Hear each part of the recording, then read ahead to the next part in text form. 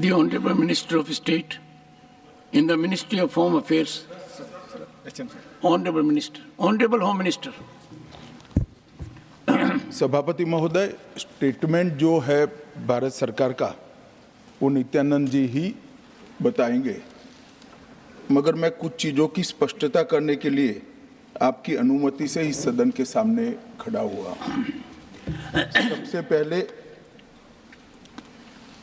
इस घटना में जितने भी लोग हताहत हुए हैं, जो घायल हुए हैं, वो सभी के परिवारजनों के साथ मैं मेरी संवेदना व्यक्त करना चाहता हूं और बड़े दुख के साथ आज मैं उनके प्रति अपार संवेदना के साथ इस सदन में खड़ा हुआ हूं। जैसा मैंने पहले कहा कि सरकार की ओर से जवाब श्री नित्यानंद राय ही देने वाले हैं।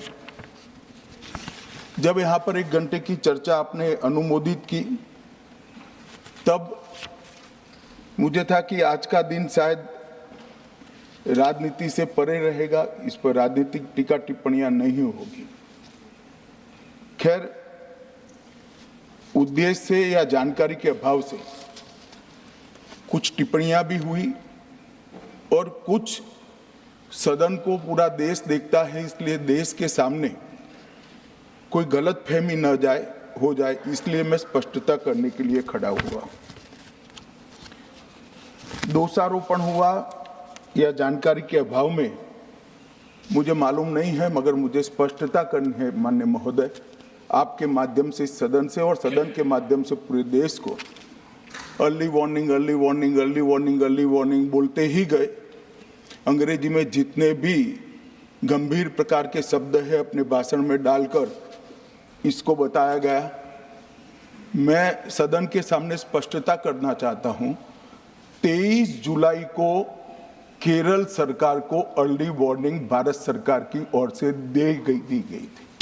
23 जुलाई को, 7 दिन पहले, फिर 24 को गई, फिर 25 को गई, 26 तारीख को मान्यवर ये कहा गया कि 20 सेंटीमीटर से ज्यादा वर्षा होगी, भारी वर्षा होगी, लैंडस्लाइड होने की संभावना है, मड भी रस होकर आ सकता है और लोग इसके अंदर दबकर मर भी सकते हैं।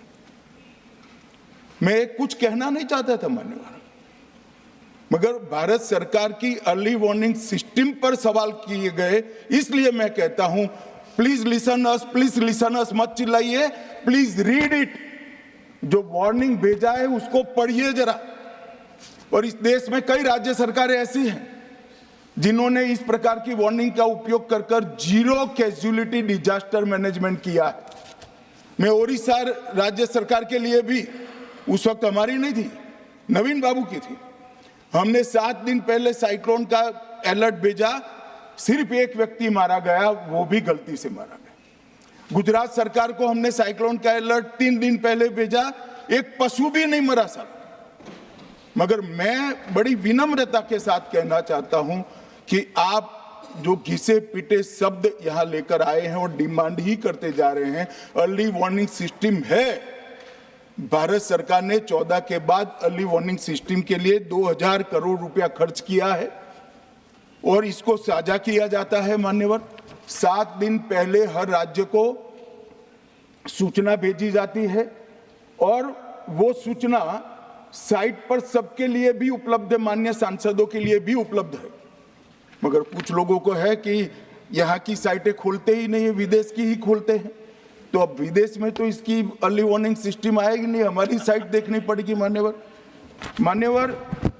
वर्षा, 1 मिनट आप सुनो भाई, मैंने ध्यान से आपको सुना है, सुनिए जरा। नो डोंट प्लीज, इस तरह से नहीं चलेगा, सदन है। I will not allow.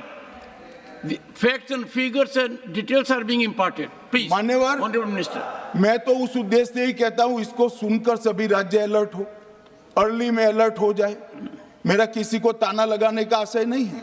वर्षा के लिए अर्ली वार्निंग सिस्टम है, हीट वेव के लिए है, तूफान के लिए है, चक्रवात के लिए है, यहां तक बिजली के लिए भी अर्ली वार्निंग सिस्टम है। जो 10 मिनट पहले बिजली अक्षांश रेखांक के साथ कहां गिरेगी वो सीधा कलेक्टर को इन्फॉर्म करती, मगर इसका कोई जिक्र नहीं कर रहा है। मैं तो मानता हूं जानकारी का अभाव होगा, जानकारी का अभाव है तो भी ठीक नहीं है, और राजनीति है मान्यवर तो बहुत दुखद है। मान्यवर, कई सारे राज्यों ने इसका उपयोग भी किया है और परिणाम भी आए हैं, और इस अर्ली वार्निंग सिस्टम के तहत मैं आज सदन को बताना चाहता हूं, 23 तारीख को ही मेरे ही अनुमोदन से 9 एनडीआरएफ की टीमें केरल के लिए रवाना हो गई थी कि वहां लैंडस्लाइड आ सकता है। भारत सरकार ने 9 एनडीआरएफ की टीमें विमान से वहां भेजी। मैं पूछ सकता हूं मान्यवर, इतना मुझे पूछते हैं सारे लोग, केरल सरकार ने क्या किया? अनधिकृत लोग रह रहे थे, नहीं रह रहे थे, मगर वल्नरेबल सिचुएशन तो थी। इनको शिफ्ट किया गया क्या? क्यों नहीं किया गया? कौन रोकता था? और शिफ्ट किया तो मरे कैसे? शिफ्ट पहले नहीं किया गया है, बाद में किया गया है भी। जितना बोलोगे उतना नुकसान होगा। मैं बोलना नहीं चाहता, परंतु जब आप आरोपात्मक तरीके से बात करते, मैं शांति से यहां बैठकर सुनने ही आया। मान्यवर, मैं आज आपके माध्यम से कहना चाहता हूं कि early warning system Narendra Modi ji 2014 में प्रधानमंत्री बने, 2016 से ये प्रोजेक्ट चालू हुआ और 23 तक दुनिया की सबसे आधुनिक अर्ली वार्निंग सिस्टम कहीं पर है तो भारत में। और इसका 7 दिन पहले इसका अनुमान देने वाले 4 ही देश है, उसमें से एक भारत है। मगर उसको पढ़ना पड़ता है, डिमांड करने से कुछ नहीं होता। मान्यवर, जो उन्होंने कहा कि भाई डिजास्टर के पैसे रिलीज करने का राज्य के साथ पास अधिकार नहीं है, वो गलत है। मान्यवर, मैं इसकी भी स्पष्टता करना चाहता हूं क्योंकि सदन का रिकॉर्ड साफ रहना चाहिए।